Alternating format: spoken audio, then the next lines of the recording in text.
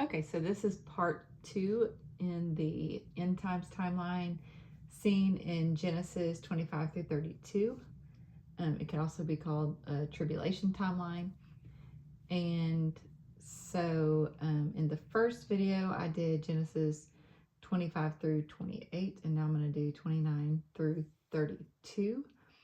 And basically, the last thing we were talking about is if we look at Genesis 28, it puts us right here on the chart, and this would be a mid-trib rapture. And the reason I think it is a mid-trib rapture, for one thing, you see the dove returning at this point to the ark with an olive tree. And if this isn't making sense to you, go back and watch the first video because they connect to this. But it's just basically saying at this point where there was the birds who went out from the ark in Genesis. So the first one was a raven. That's a picture of Jesus's first coming at evening. And this also comes from Mark 13:35 with the 4 different times the master will come. Then the dove went out, which is a picture of the Holy Spirit, but returned to the ark. So that's a picture of the first rapture going to heaven. Then he waited 7 days, and then you have the dove returning to the ark with an olive branch. And so that's a picture of the mid-trib rapture, also shown in Revelation 11. There's also a picture of the Jewish people being taken to a wilderness refuge mid-trib also. And that would be for those who didn't believe. So the ones that went up would be believers in Jesus at that time.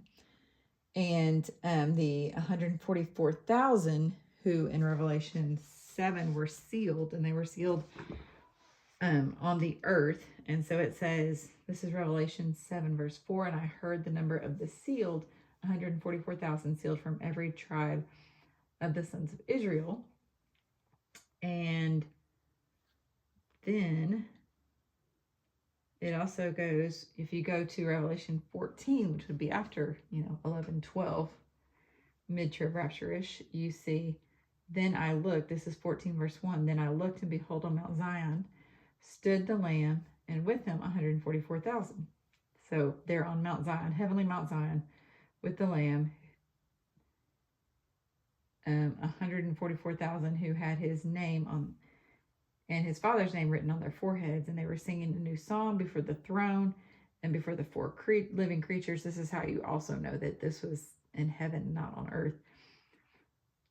Living creatures, and before the elders. No one could learn that song except the 144,000 who had been redeemed from the earth.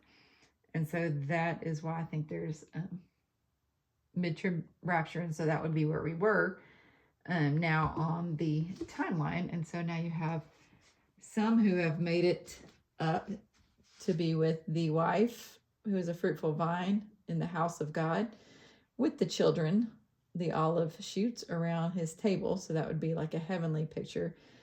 But now we also have those who were taken to the refuge as well. And so in Psalm 81, you would see they were relieved of their burden.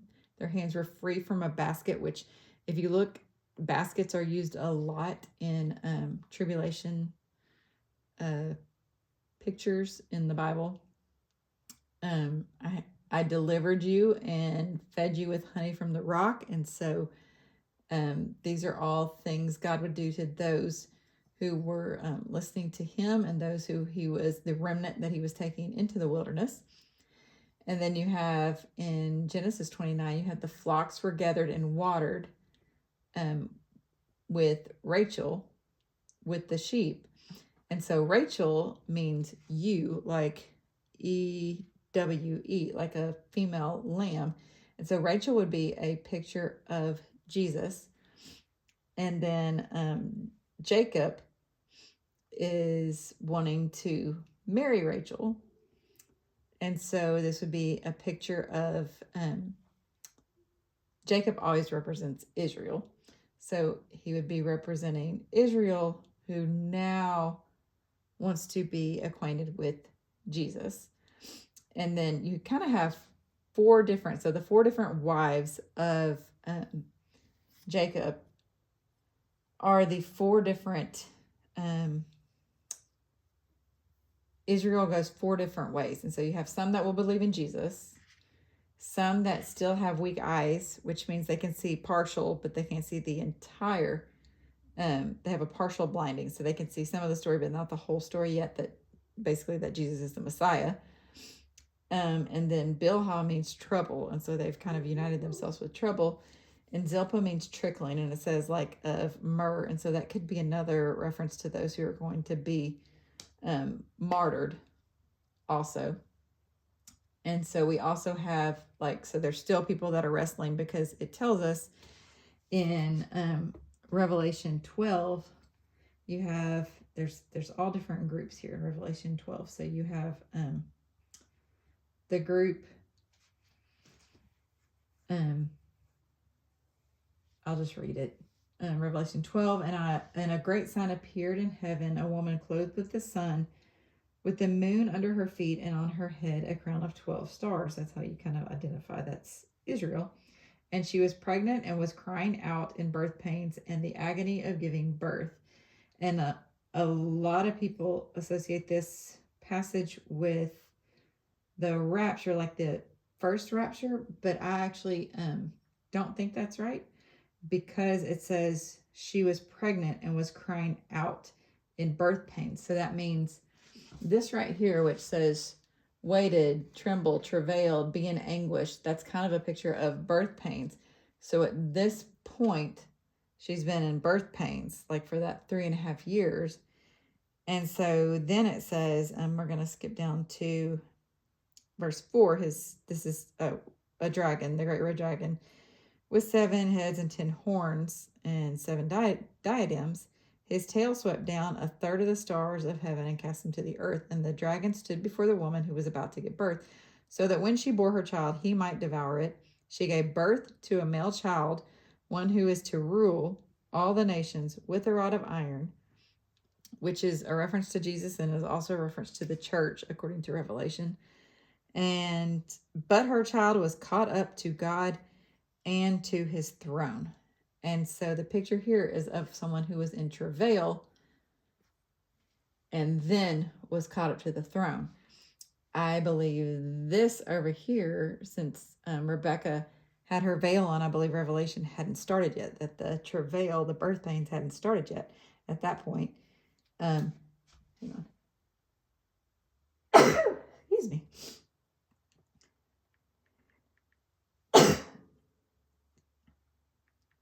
So there is another verse in Isaiah 66 verse 7 that says, before she was in labor, she gave birth. Before her pain came upon her, she delivered a son. And then it goes into who has heard such a thing? And it says, should a nation be born in a day? And so that's a reference to Israel, who became a nation in one day. But I believe it's also a reference to the first rapture, because it says before she was in labor, versus right here where she was actually in labor and then she was delivered, and that's from Revelation 12. So we have some that were delivered here, some that were delivered into the wilderness, and some that continue to be associated with trouble and death as well. And so we'll just continue to see that, because this will be the next 3.5 years, where depending on the belief and where the person is with their relationship with God depends on where they would be in this whole process. And so now we'd be down to in the 12 tribes would be at Naphtali, which is wrestling, which is also let loose. And so I think it's kind of depending on where the person is with their relationship, whether they're continuing to wrestle with God, or if they've been let loose and they are now have that burden released and they're in the wilderness or refuge, or actually with God in heaven.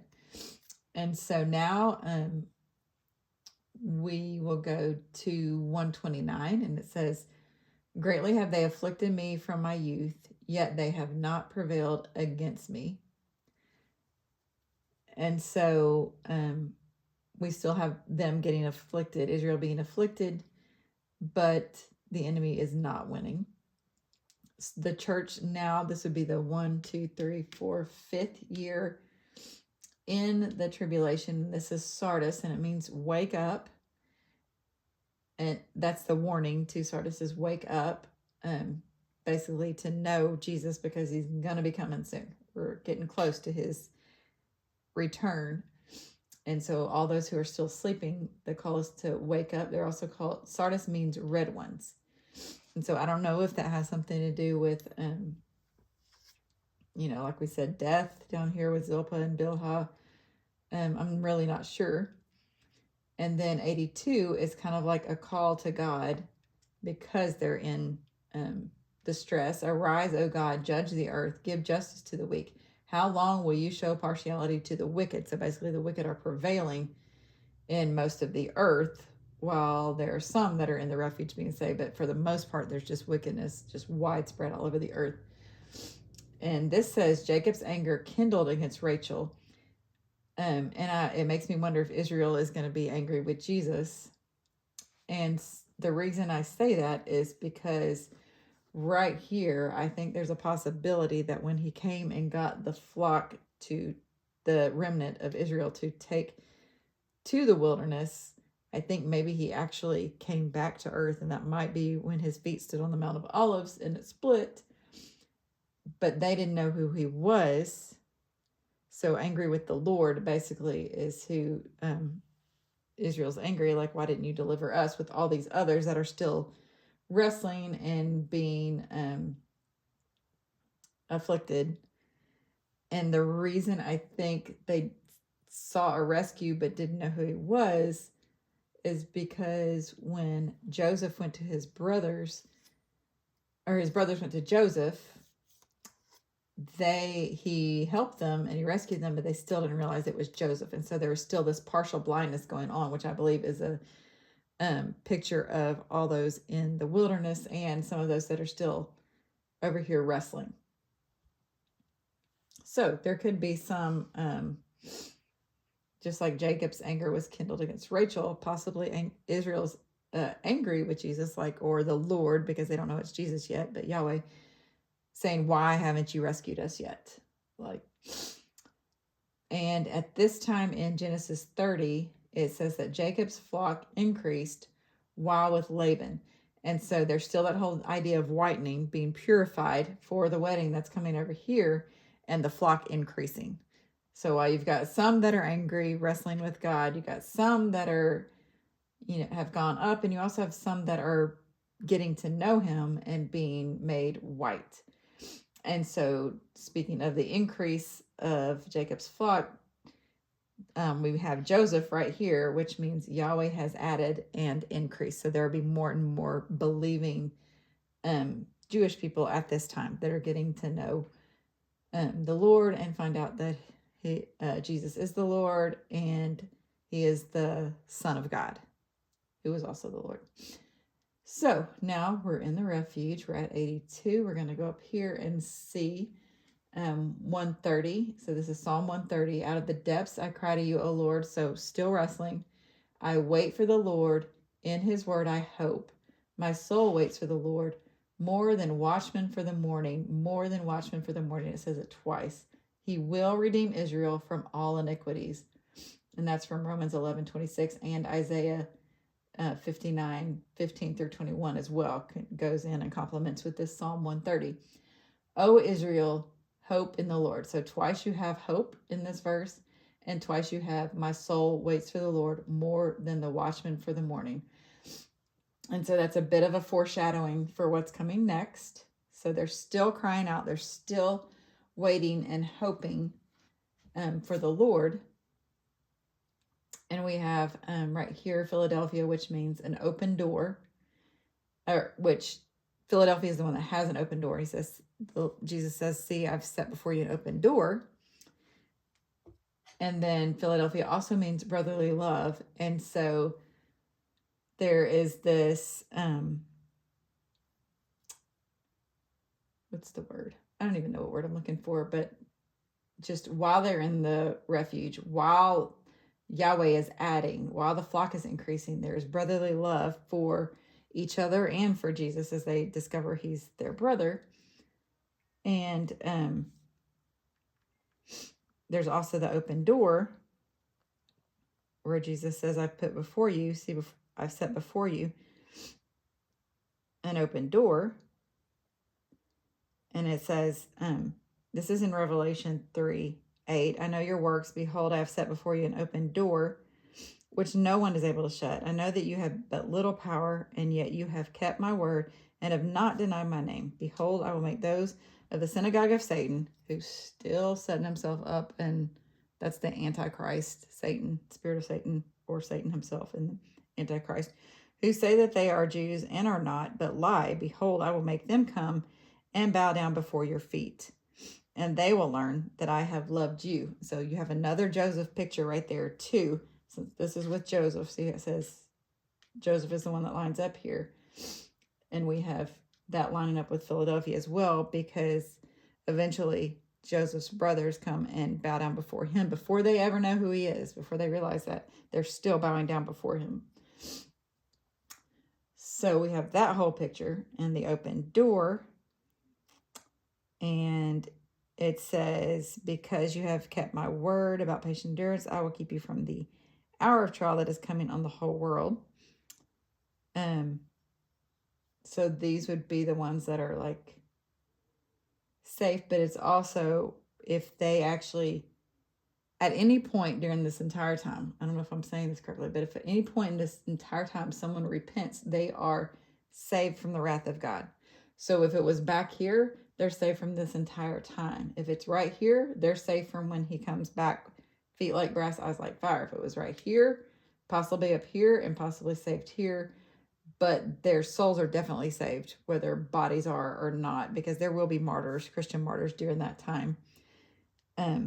So we have Philadelphia, open door, brothers bowing down, and so a Joseph picture, and they're calling out for help from the Lord. And this is something I'm going to show you now. So we had the first dove return to the ark and then waited 7 days. And then we have the dove with the olive branch right here.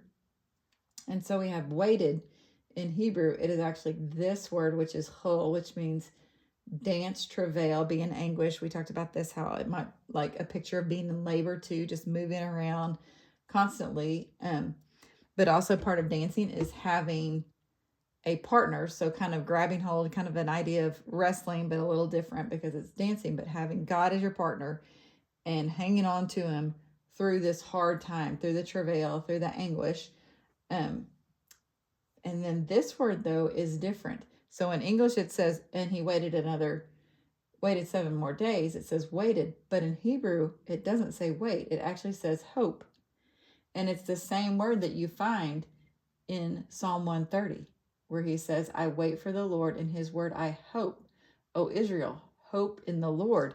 And so I think this is a picture of those who know he's going to return and he's going to save them. And so instead of being in travail, they now know that this affliction is going to be ending soon and he is going to return to earth and he is going to establish his kingdom.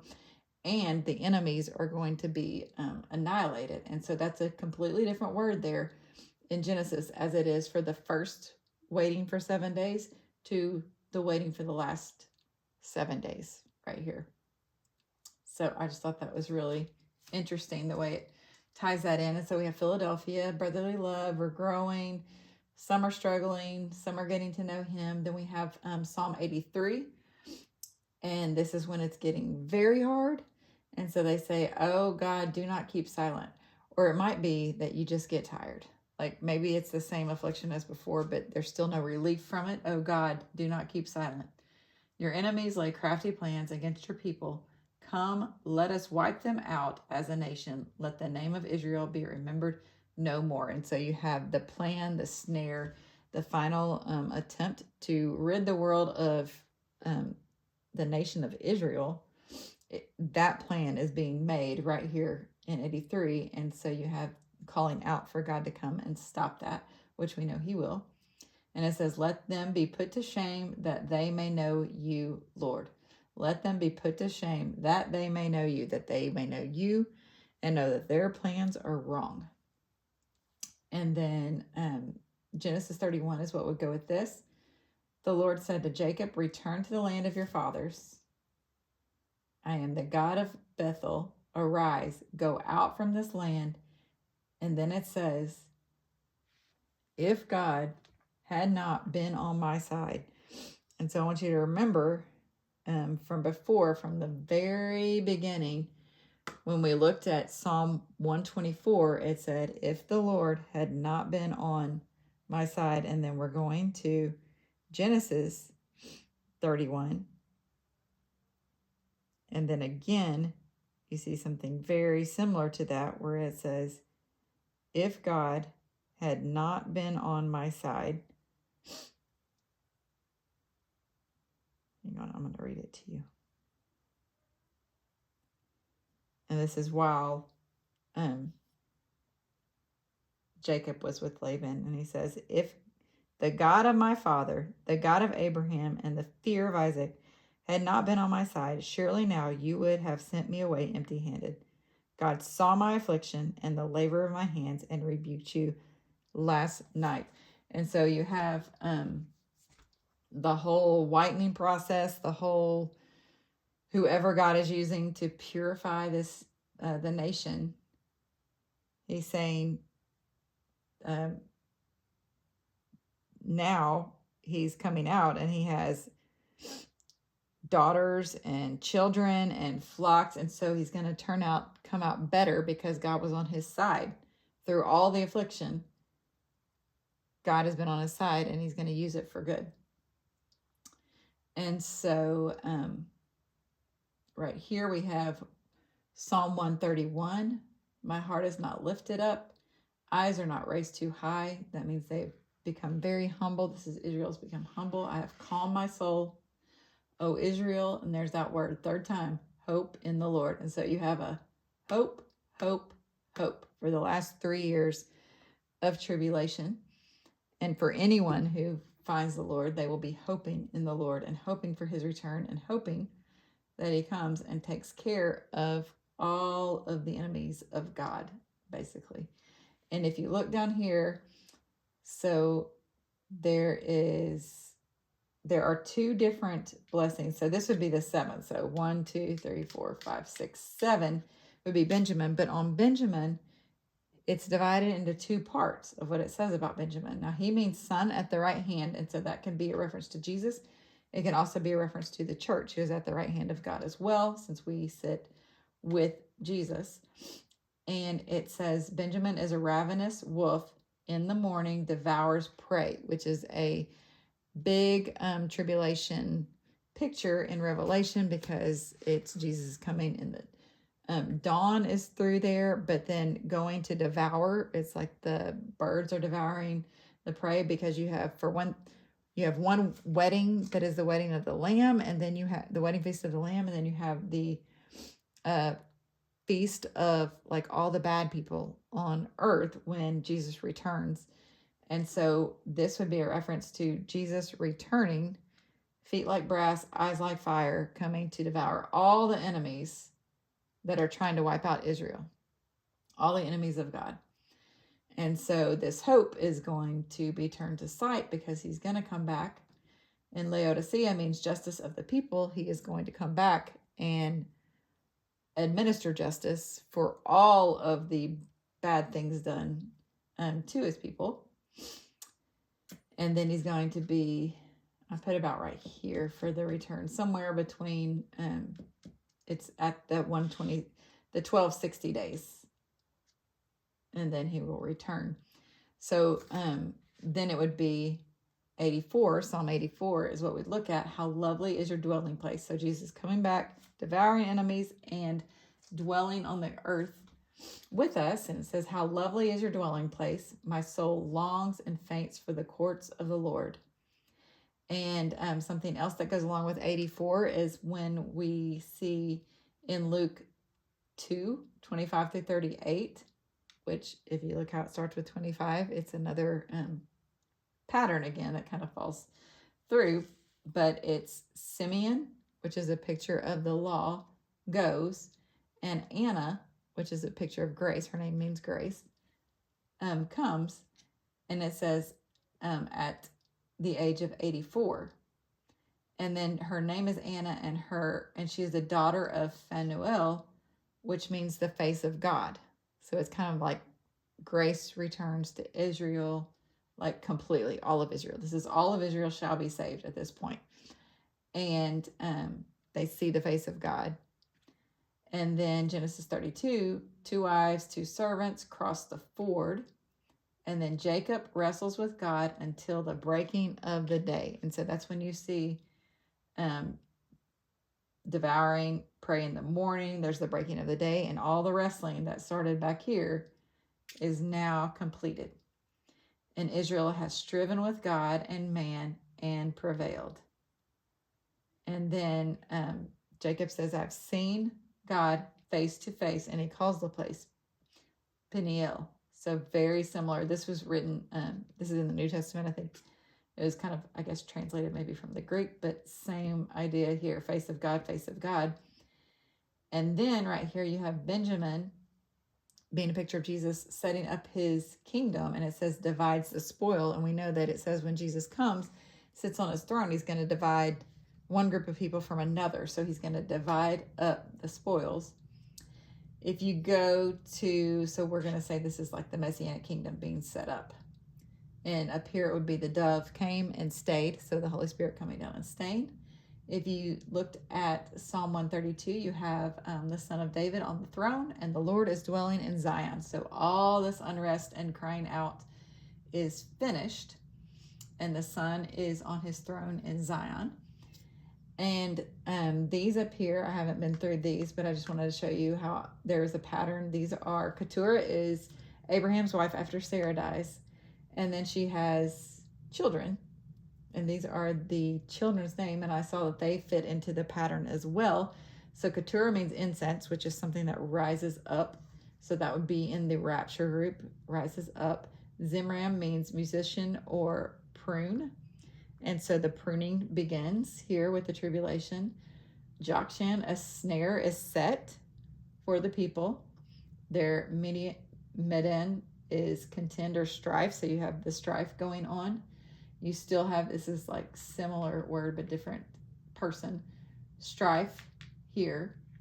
Ishbak would be he releases, kind of the same thing as relieve the shoulder or the burden, and leaves alone, like they go to the wilderness.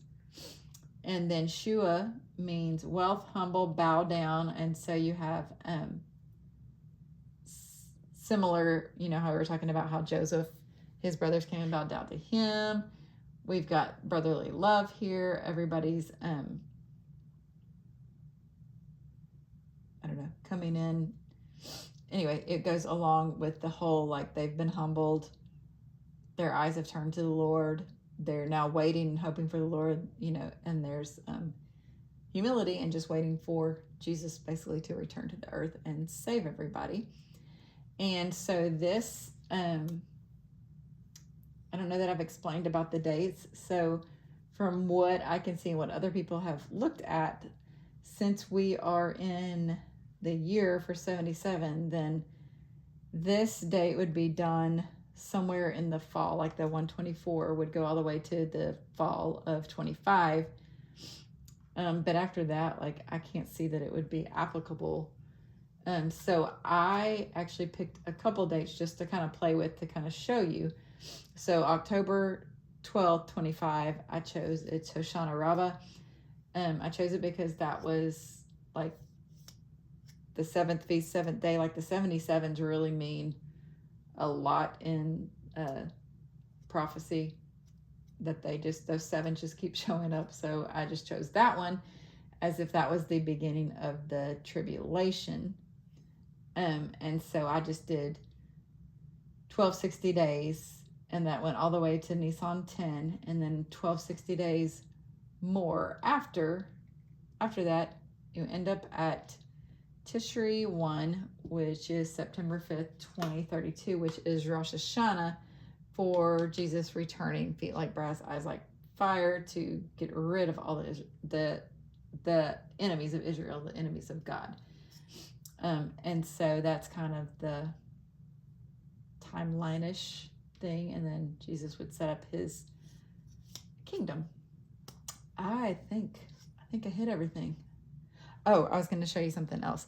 So I've noticed, like, once I figured out these names were in a pattern and these names were in a pattern, my son called me and he was talking about some of the places, some of the enemies, I guess, that were wiped out in the Bible. And I just made a list, and it was like Rabbah, Ammon, Moab, Seir, Edom, Philistia, and Harathites. And so I just looked at some of them to see if they would apply to this. And I just thought it was interesting that the first one was Rabbah, which is what I put right here. It was Hoshana Rabbah, which means great, like right here, Rabbah. And then I looked, and the fourth one is Edom, which is red and ready. So it'd be like 1, 2, 3, 4. Oh, wait, the fifth one, I'm sorry. Seir's fourth. So 1, 2, 3, 4, 5 is Edom, and that means red and ruddy. And right here, Sardis means red ones. And then a couple more, and it's like Harathites means executioners, cut off and killed. And so it's kind of the same idea of Jesus coming back and feet like brass, eyes like fire. I'm just saying the pattern is all over the Bible. I've noticed it. I noticed it in Romans now. And I think it starts with Romans 5, and that would be like 5, 6, 7, 8, 9, 10, and 11. If you get to Romans 11, that's where it says the deliverer will come from Zion and all Israel shall be saved. And then it basically, when you get to 12, 13, 14, like on in Romans, it's kind of like setting up the kingdom. And so I just thought it was like really interesting. And the whole way during Romans, you know, it tells you the gospel so that people have the opportunity to repent. And then once you get here, you're basically just setting up the kingdom. And here is the, you know, the famous, I will gather Israel from the four winds and bring them and deliver them, and the deliverer shall come from Zion and all Israel shall be saved. So, and it fit perfectly right here. I think that pattern is probably just throughout the Bible, and I've just never seen it until, you know, like this year when we started studying Genesis. And then I also have a book, it is called, let me see if I can get it real quick. I'm going to show y'all the picture of it so y'all can see.